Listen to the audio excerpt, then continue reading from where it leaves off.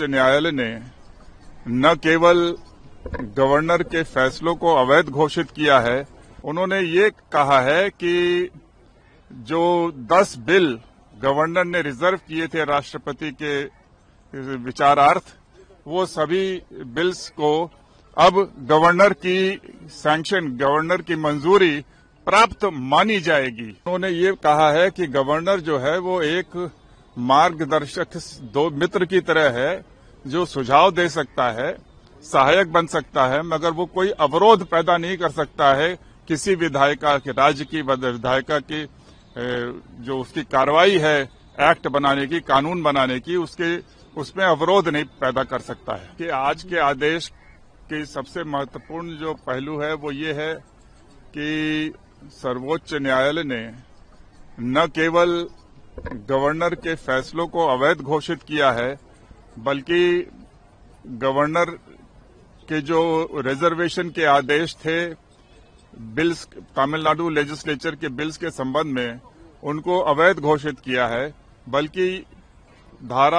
अनुच्छेद 142 संविधान की धारा का उपयोग करते हुए उन्होंने ये कहा है कि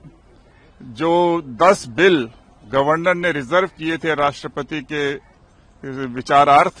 वो सभी बिल्स को अब गवर्नर की सैंक्शन, गवर्नर की मंजूरी प्राप्त मानी जाएगी। तो डीम्ड सैंक्शन है ये। तो अब ये बिल दोबारा से गवर्नर के पास नहीं जाएंगे और वो तमिलनाडु लेजिस्लेचर के एक्ट बन गए हैं, इसलिए वो फाइनल है, अब वो वहां पर लागू हो जाएंगे स्वतः। ये सबसे महत्वपूर्ण पक्ष था। दूसरा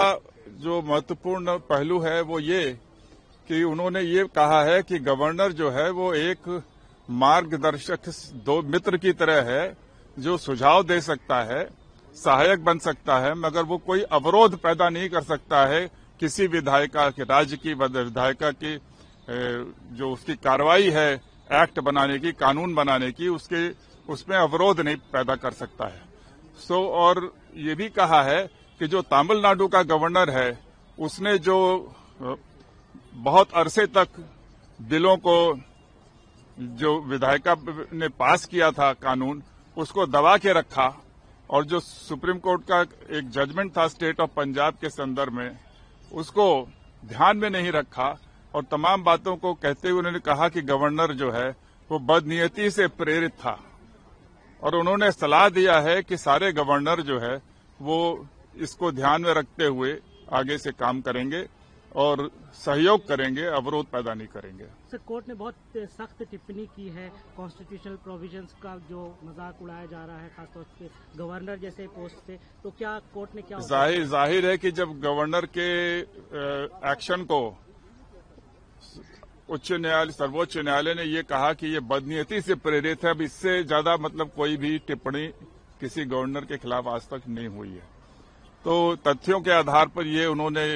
घोषित किया कि ये बदनीयती से प्रेरित है, और गवर्नर के एक्शंस को भी और गवर्नर के आधार पर, फैसले के आधार पर जो राष्ट्रपति के पास गया था 10 बिल, वो सारे एक्शंस को रद्द कर दिया गया।